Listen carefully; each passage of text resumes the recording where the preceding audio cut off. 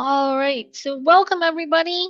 Thank you for joining us this afternoon. We have Cross Keys High School veteran BioBuilder Club teacher Anna White presenting today on plasmid design.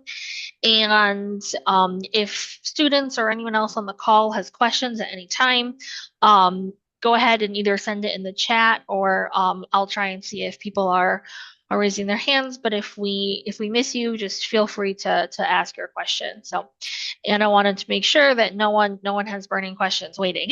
So, Yes, um, feel better free. address them. Better to address them at the moment.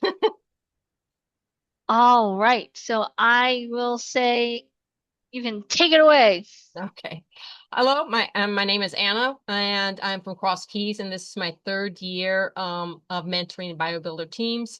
And so in this webinar, I'm going to be discussing techniques for genetically engineer your DNA through the use of plasmids. So review, bringing synthetic biology to the classroom is one of the primary goals of BioBuilders. And how we do this is we're going to genetically engineer an organism to produce a product. And how we do this is first we're going to genetically engineer our DNA. In this case, I'm going to show you how to engineer a plasmid. Then you would insert your plasmid into a chassis or host. I do recommend if you're new or not so new, E. coli is probably the best host for you to do in a classroom because they're engineered to be relatively easy. And we do it in our classroom. Basically, we have a classroom with a couple sinks, right? So nothing fancy. And then create your transgenic organism. All right, so let's start with genetically engineering DNA. So let's intro to plasmid vectors. So where do plasmids come from? Most plasmids are found primarily in bacteria. And here we have a generic bacteria. In the red, we have what we call genomic DNA, and then we have small circular DNA called plasmids. In bacteria and nature, often use plasmids as a survival technique in response to stress from their environment, where they will have a tendency to pick up foreign DNA. All right. So in biotechnology, we use plasmids as an engineering tool. So this is a generic plasmid. You can see on the right, this is where we're going to engineer our DNA. And then we have the backbone. The backbone always has a point of origin, and it has some sort of selectable marker. So the easiest one is the antibiotic resistance. So antibiotic resistance is a selectable marker. For instance, if you had one for ampicillin, and you made your recombinant DNA and you put it back into your plasmid, the only bacteria that has your insert will be resistant to the ampicillin when you plate it on ampicillin plates. There's other types of selectable markers. You can have GFP, green fluorescent proteins, or some sort of color to indicate that it has uptaken your recombinant DNA. Um, so plasmids are only really one type of vector. They're the easiest to use and they're the smallest, but there are others, depending on your insert. So plasmids usually tolerate up to 10,000 bases or 10 kb. And then you have bacteriophages are taken from viruses. And cosmids are kind of a hybrid between plasmids and bacteriophage.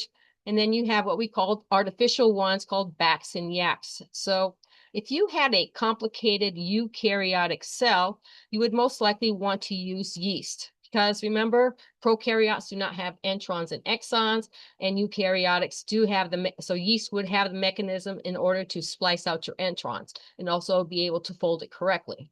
Not to say that you can't use a plasmid in bacteria for a eukaryotic cell if it's small enough, but you wouldn't insert the whole plasmid. You would be inserting what we call copy DNA, which just has the introns already taken out and it just has your exons. All right. So reviewing the basic parts of a gene, we have our promoter, which turns on the gene.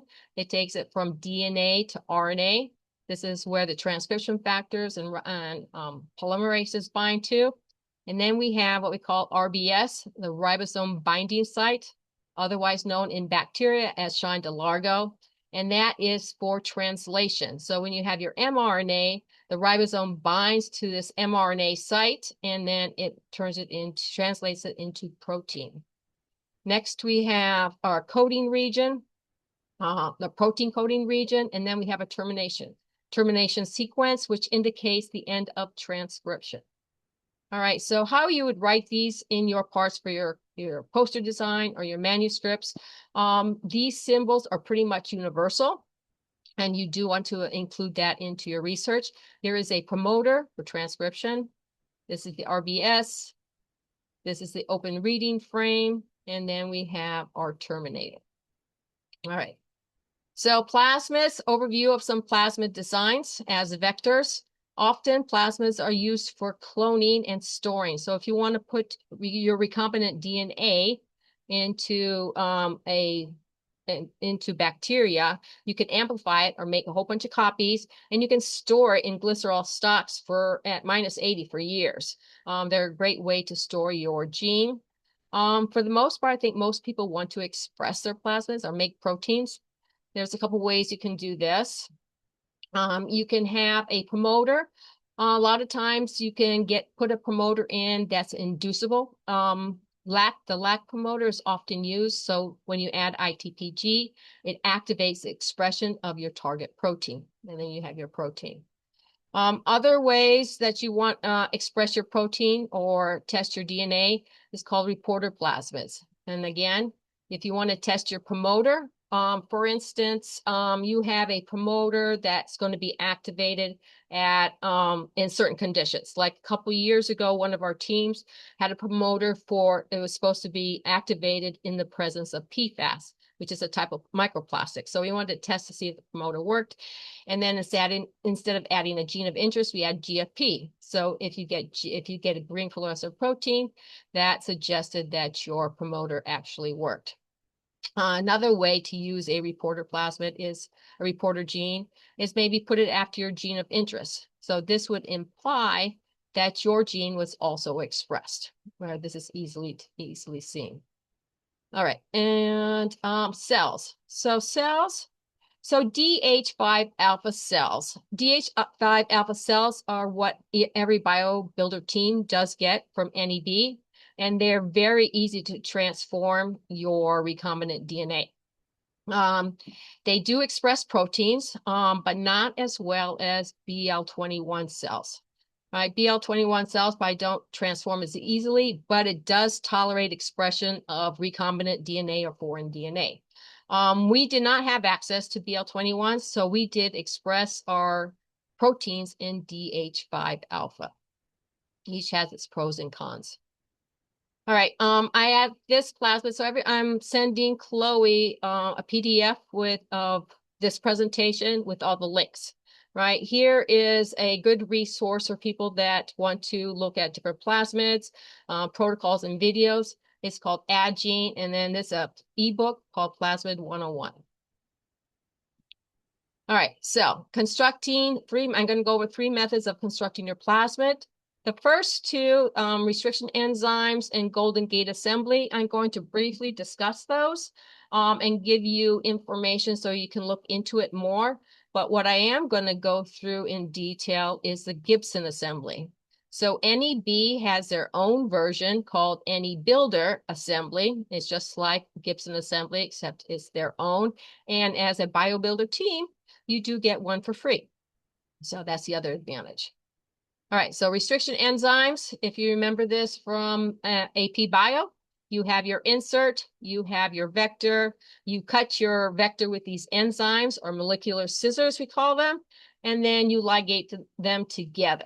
So how this goes is, first of all, if you get a plasmid, so here we have what we call PUC19. PUC stands for plasmid. And here you see stands for University of California, and then they just numbered it 19.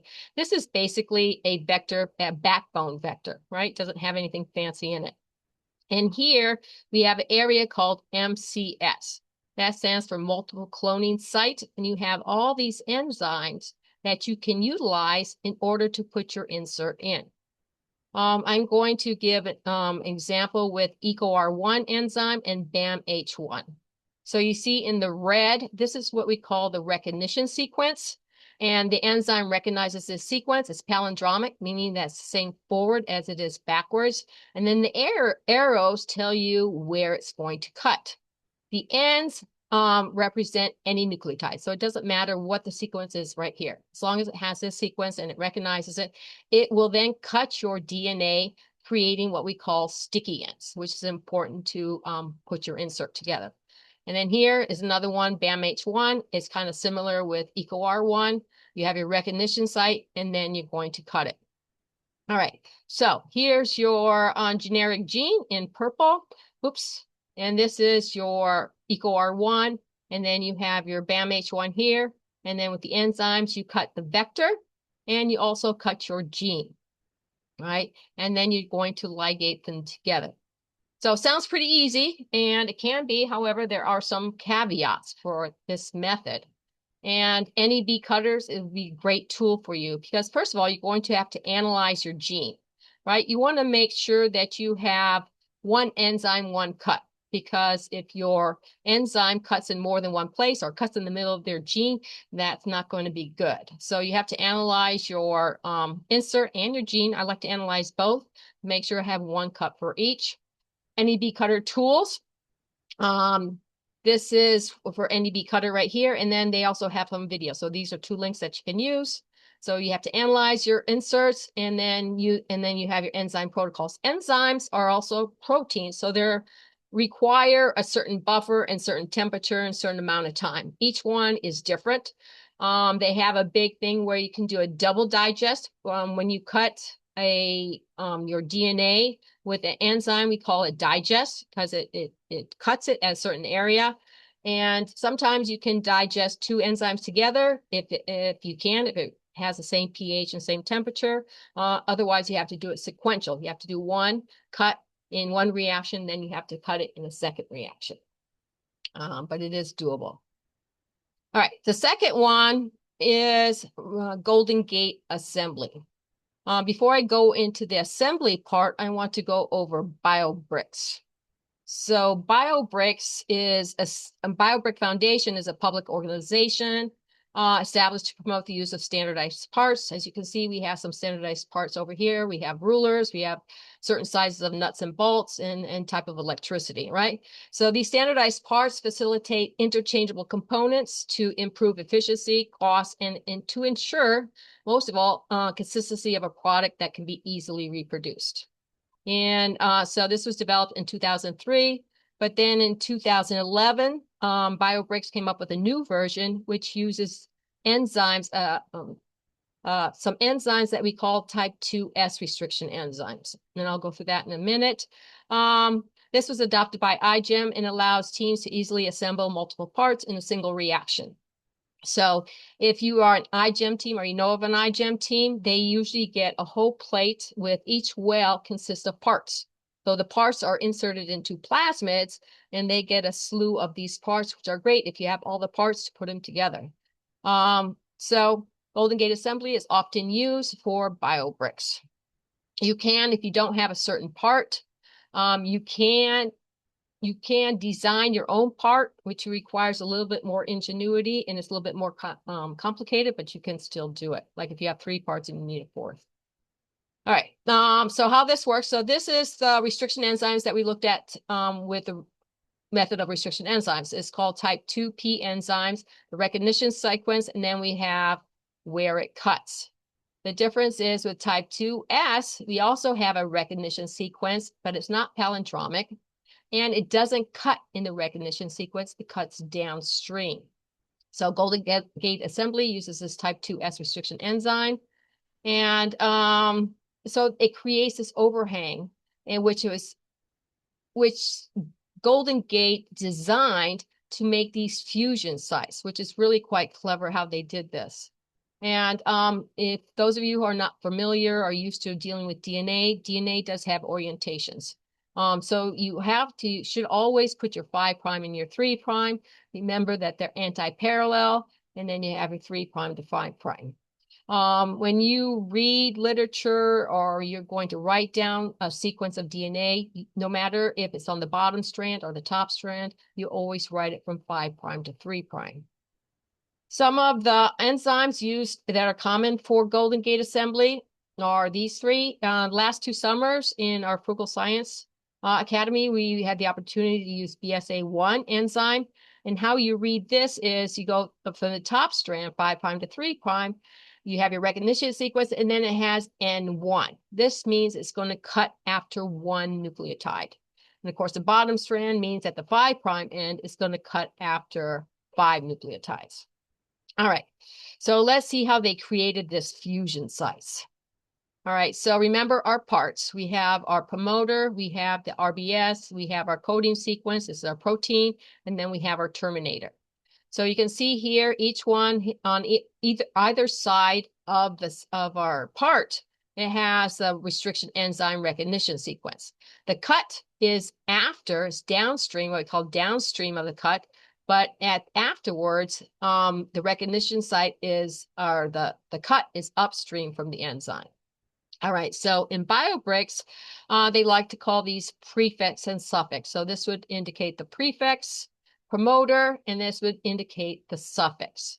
So what's clever about this, so remember that each one of these parts are going to be coming in its own plasmid.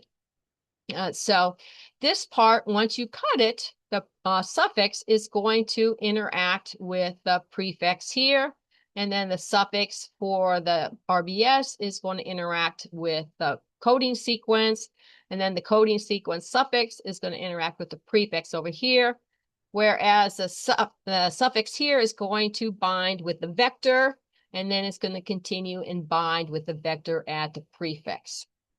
All right, so have all the parts. It's really easy to use. So it's one reaction, two steps. So in one reaction, two, it has that type 2S enzyme. So it's going to create all these sticky ends. And then at the same time, there is a DNA ligase that's going to bind them together.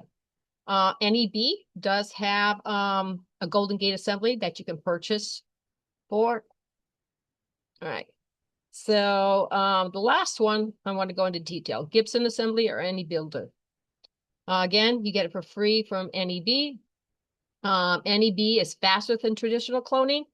And what I like about this is it does not, you don't have to have a certain restriction site, right? You make your own overlapping sites. And how you make your own overlapping sites is you use PCR to do this, and which is really great.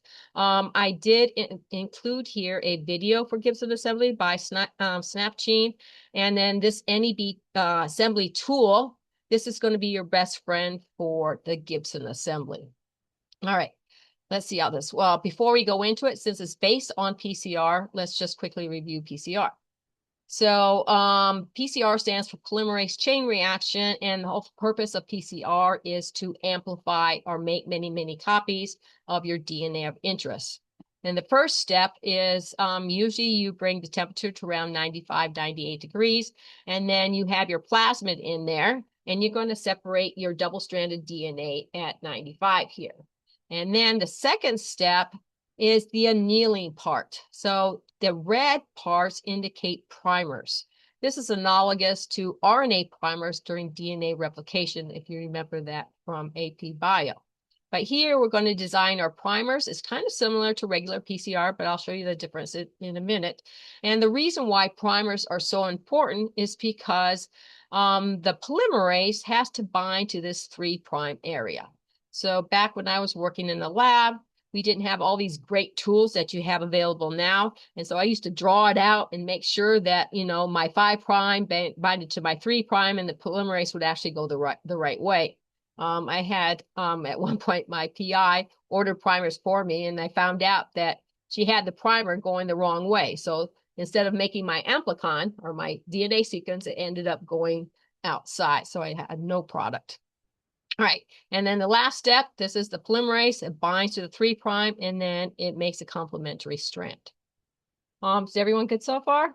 Any questions? Feel free to ask any questions if you have any questions. I know people are at different levels here. All right, so going back to Gibson assembly, you have your insert, and then you're going to design your primer, one at the beginning and then one at the end. But in addition to binding your gene of interest, you're going to add a sequence. You're going to add a sequence at the beginning and one at the end. And this added sequence is going to bind to your vector.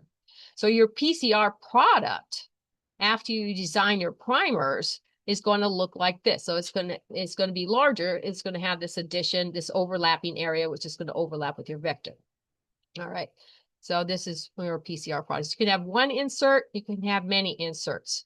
So in our lab, we actually did 2 inserts successfully, and it was pretty easy. So I really like this Gibson assembly. It works well.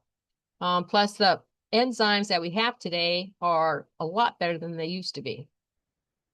All right, so in our team, the Elemental Alliance team, we had 3 plasmids, one with our backbone, one with TS purple, and one with ATF. Now, I do strongly recommend that you put your reporter protein, the reporter gene afterwards, but because of the circumstances of where we got our vectors, we ended up having to do it this way. All right, so the steps are going to include primer design. I'll show you how to design your primers. And then I'll show you how to program your PCR. Our PCRs are from Mini PCR, and they're really easy to program.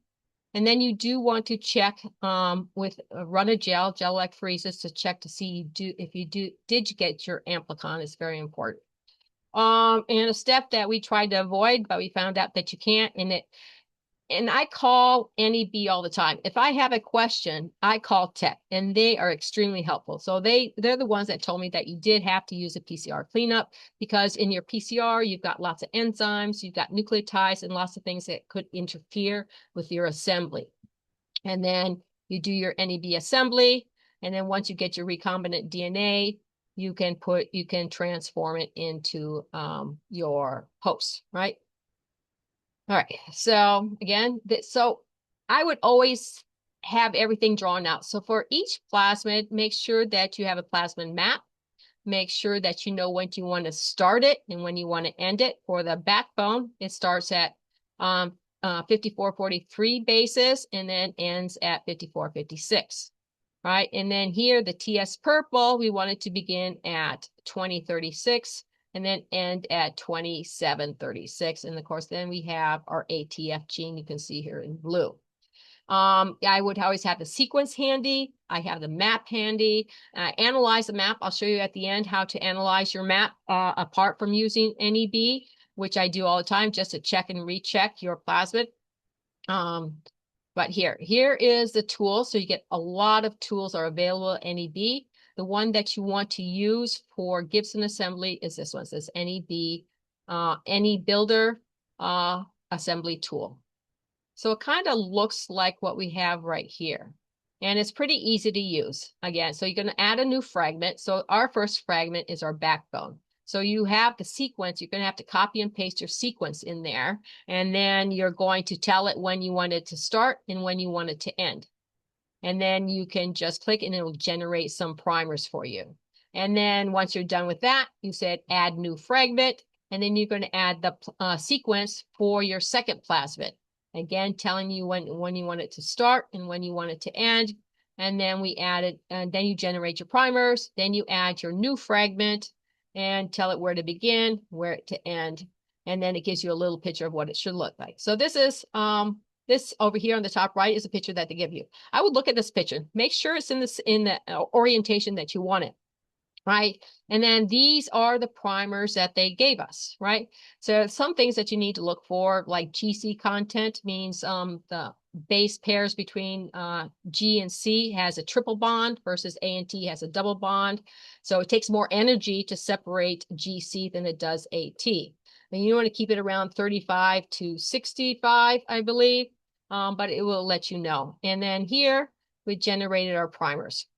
And you can see I decided not to do the overlap for the shuttle vector, even though it shows it here. We didn't do it because it's already long and it's not necessary for the first one. But you have the option of doing it, of course. But for the second one, you can see where in gold, this is going to bind to the insert, and then it's going to add this one. Remember I said you're going to add it at the end, so it's actually going to be bigger than what you see here. And then, of course, this is going to be the overlapping with the ATF1. And then the ATF1 is going to overlap with right here. The forward's going to overlap with here with a TS purple. And then at the end is going to bind or overlap with the shuttle vector. All right.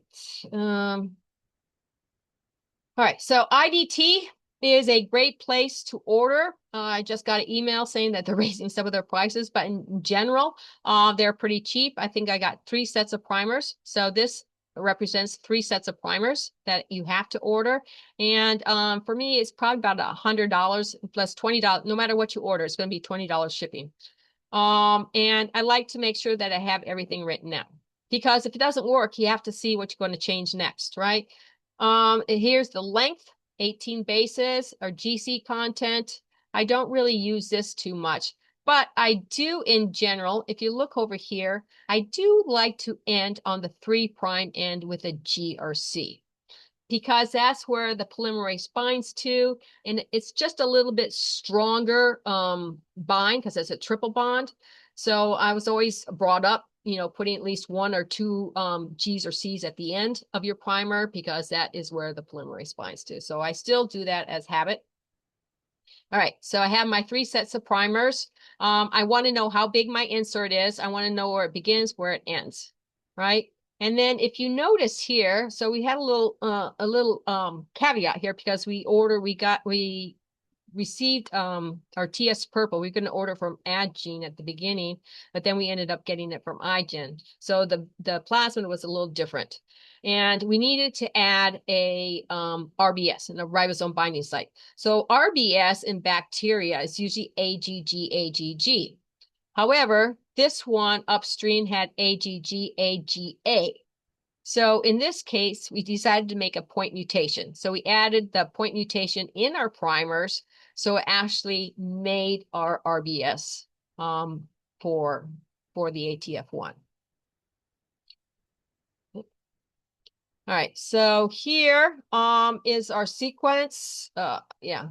Here, this is our design. So we have the lac promoter, which we're going to talk about. This is a shuttle vector. So a shuttle vector means that we can use E. coli, or lactobacillus, which is another host. So we could use either host. That's why it has 2 here. But in this case, we did it in E. coli, so we can use the lac promoter.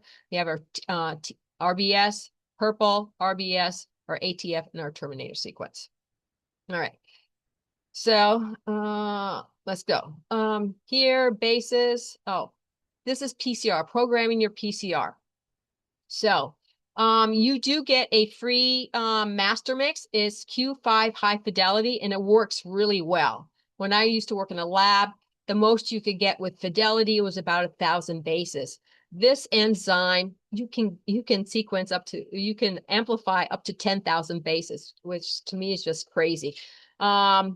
But it's great. And you have every master mix, every enzyme that you use is going to have its own little optimization. So you want to make sure that you do read the protocol for it. So look at the protocol for your PCR master mix. Everyone is slightly different. And then your steps, if you're programming with mini PCR, as I said, it's really easy to use. It has an initiation denaturing, and which is 98 degrees for 30 seconds. So this is at the beginning.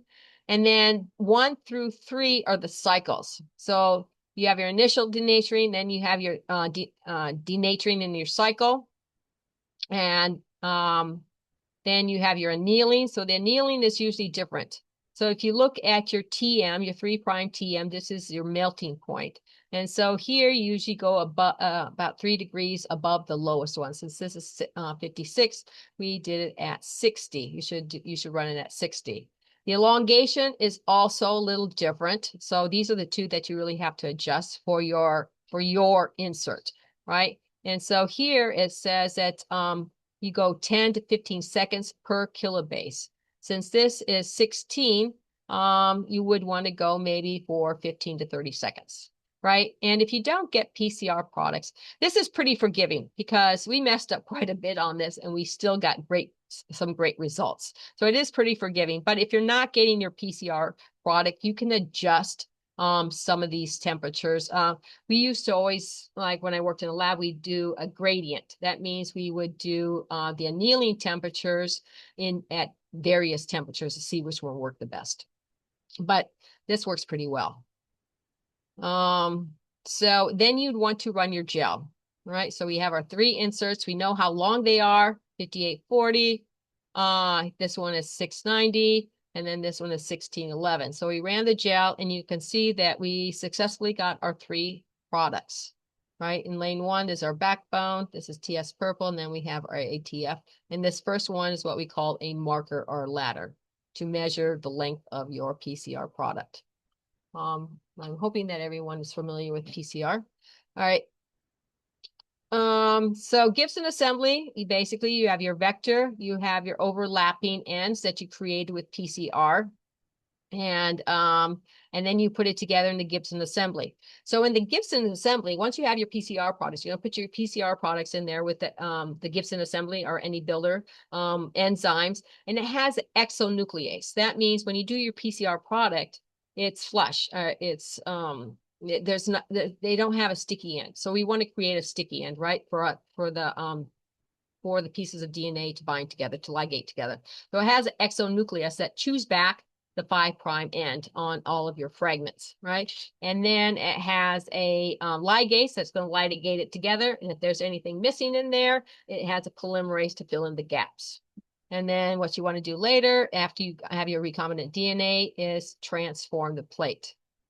All right, so no restriction enzymes. So this is great. Doesn't matter what you're sequencing.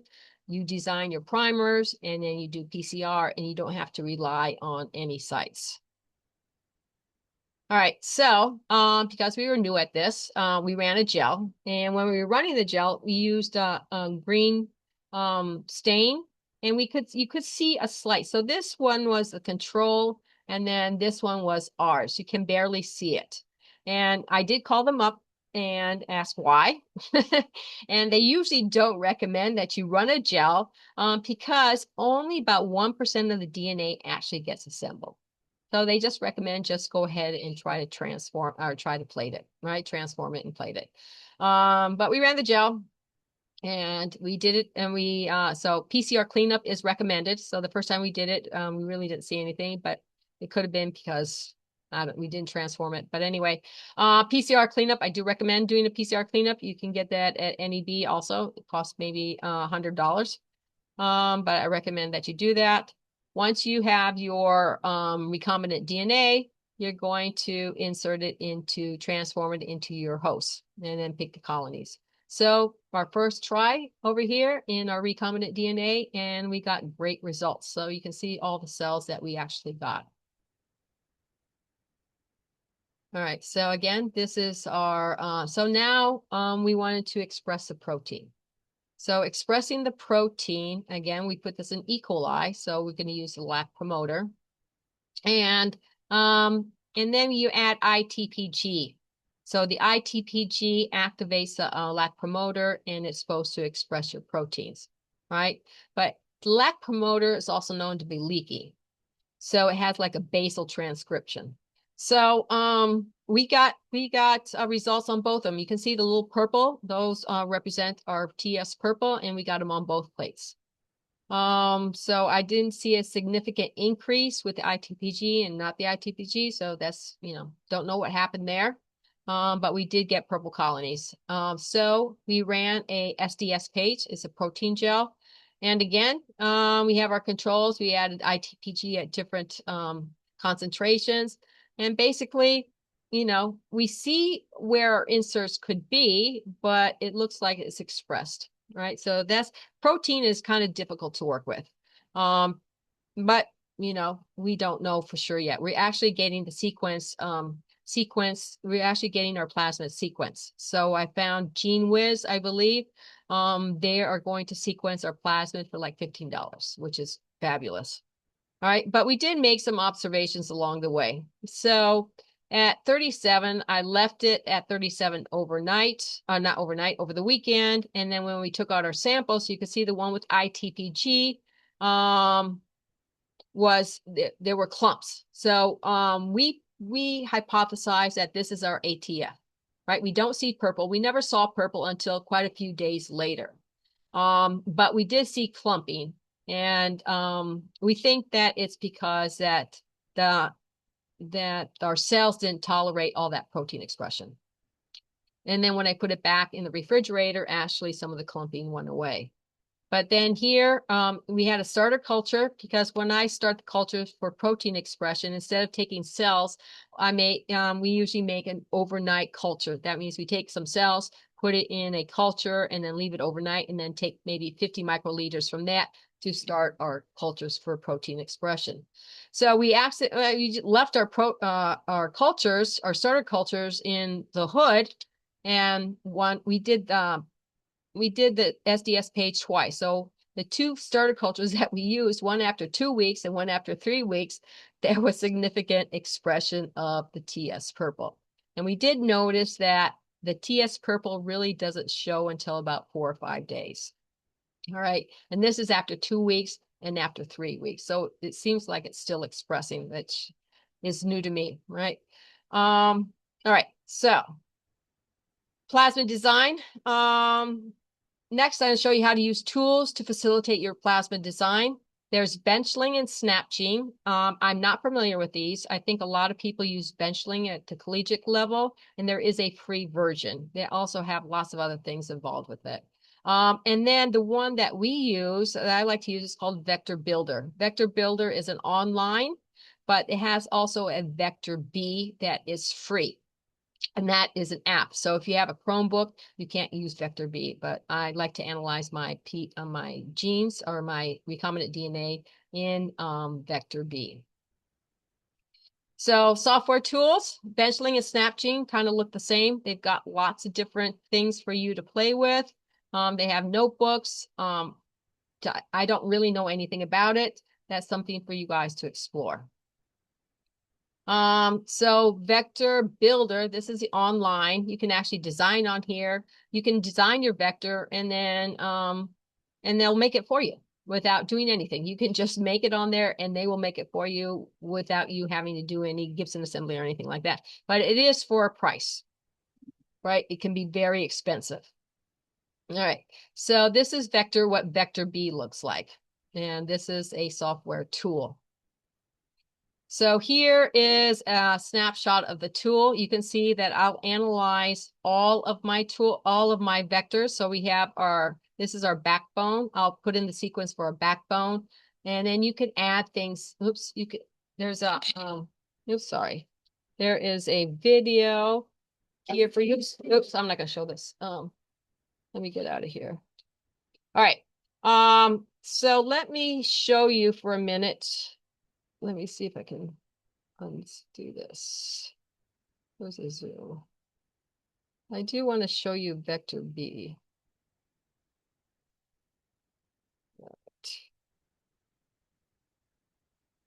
All right. So I am lost here in my Zoom. What are you trying to share?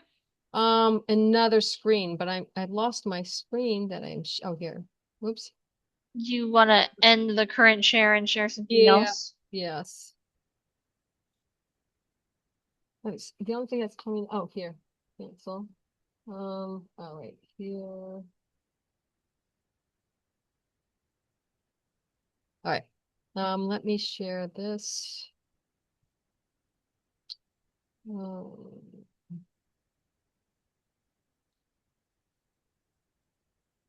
Do you see us like stop share? Oh, there you go. Let me see if this, all right, let me,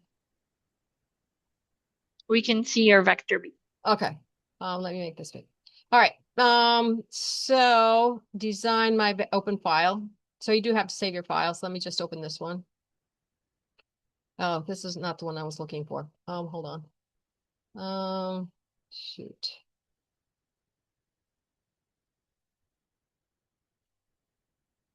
File open. But anyway, I wanted to show you. So I analyze all the plasmids. I put in the parts. It's very easy to put the parts. You can see it will add some of the parts of your plasmid, but you can also put in a part. Like if I want here, I can create, and maybe this is where I put my primers, right? And then you can just do top strand, and then you can just apply here. Or if you want something else, you want to put in a component, right? Or a feature. Let me hear.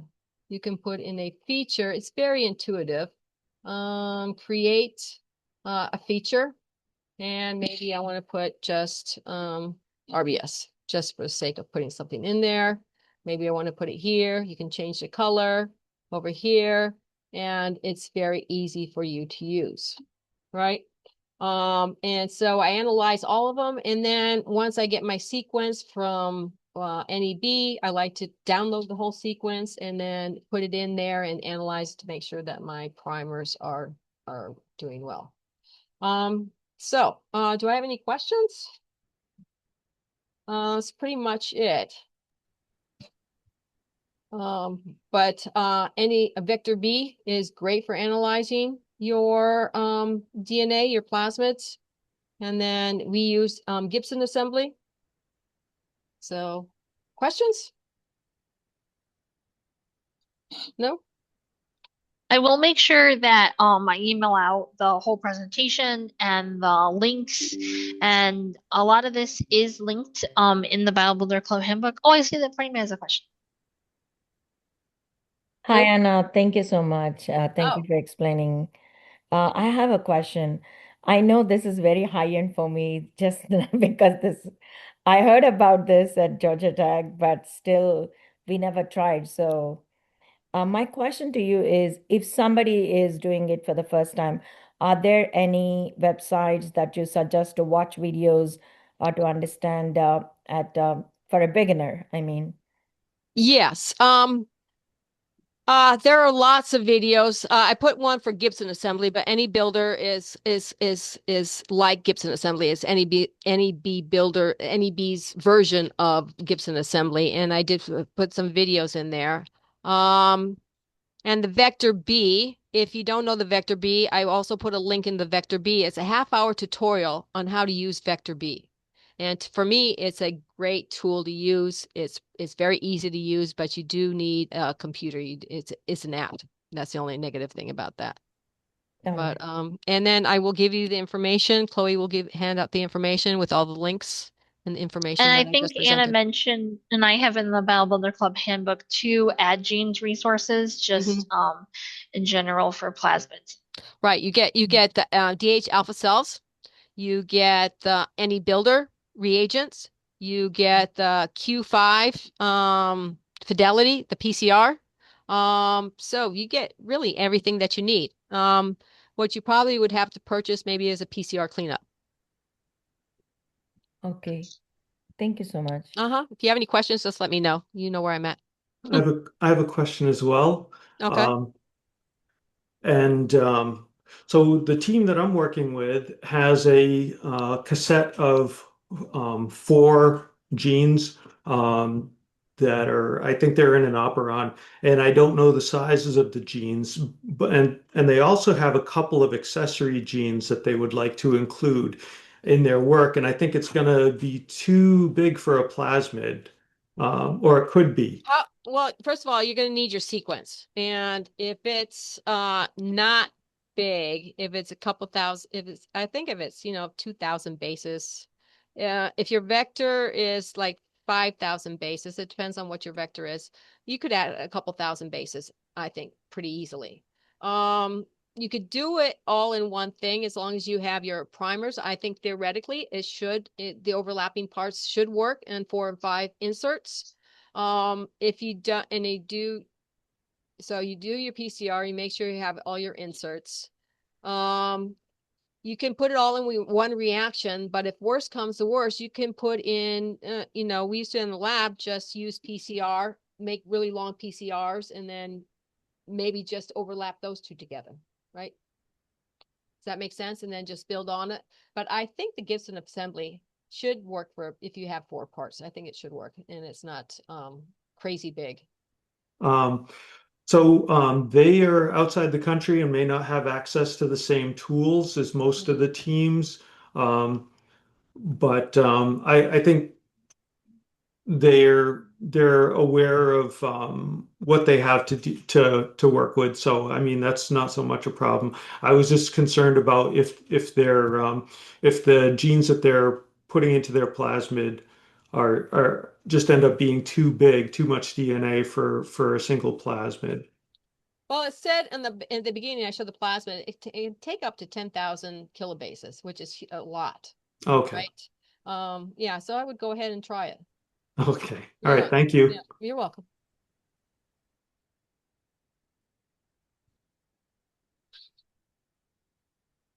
Yep. Oops.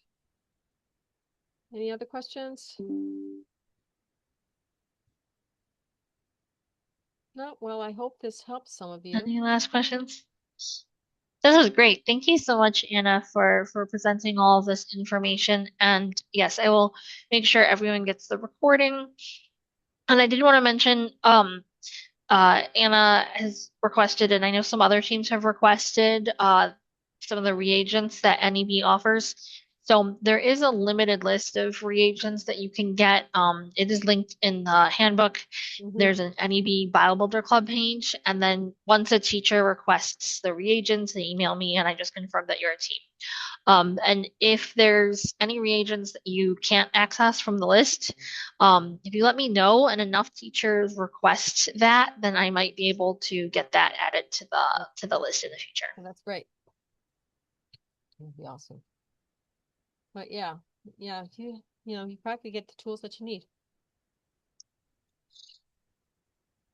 And yes, I'll make sure that Anna White's email is available in the follow-up so that you can reach out if you have questions. Yes, of course.